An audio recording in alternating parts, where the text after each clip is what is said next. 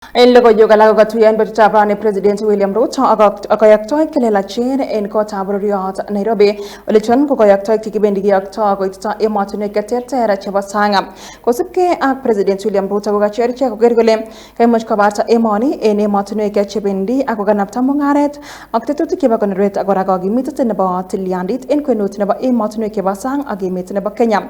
Akot kounoton komwa kole makat kosuldaen boisionik kwak en chamet ak en oret netogunot.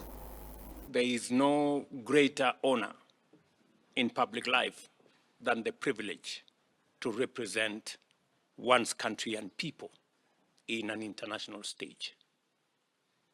It is a solemn calling that demands discipline, judgment, and fidelity, especially to the national interests of Kenya.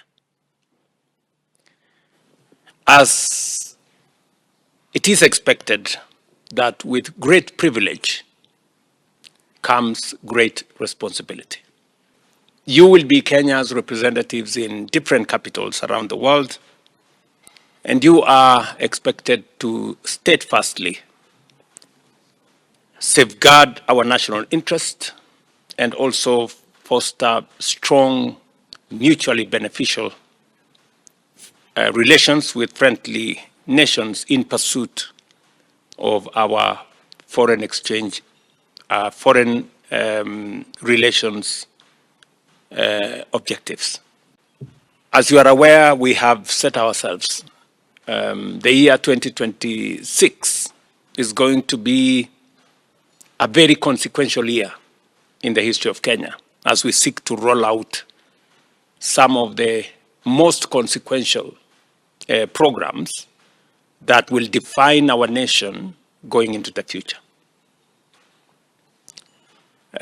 You are aware there is already a national discourse on where we want Kenya to be, because we believe there is greater potential for our country in many respects, that Kenya should not be in the place where we are. We deserve a better place. We belong to a better place. And we will be working collectively, those of us serving within the Republic and those of us serving outside Kenya, towards a common goal of elevating the status of our country. En kasaratan kama President William Ruto kole kokonde serkalinyin katetutik chebo kewal emoni kou emotinwek alak chebo sang kikotestai ole mwoe kole walutik choton koibu bandab tai ako kora kotoret biikab emoni en sobet neisuldoen en atkan tugul yesuldoen boisionik cheterter. We have just rolled out infrastructure, policy infrastructure that is going to support our quest to move Kenya to the next level. Cabinet did approve, just before we went for Christmas, two very consequential policy instruments to set up the National Infrastructure Fund and to set up the Sovereign Wealth Fund. I am very convinced that we have the requisite resources with the correct, innovative application of those resources. We can leverage what we have today in terms of the taxes we collect, the assets that we have, the natural resources that are available within the borders of our country, to raise the requisite resources for us to drive our development in a very consequential manner. Yesterday, we began the first step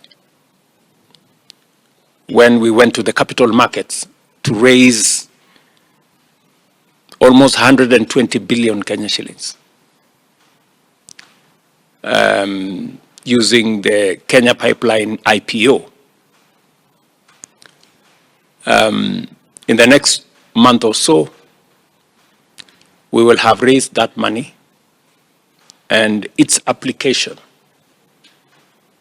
as I have clearly stated, will be solely for the development of infrastructure.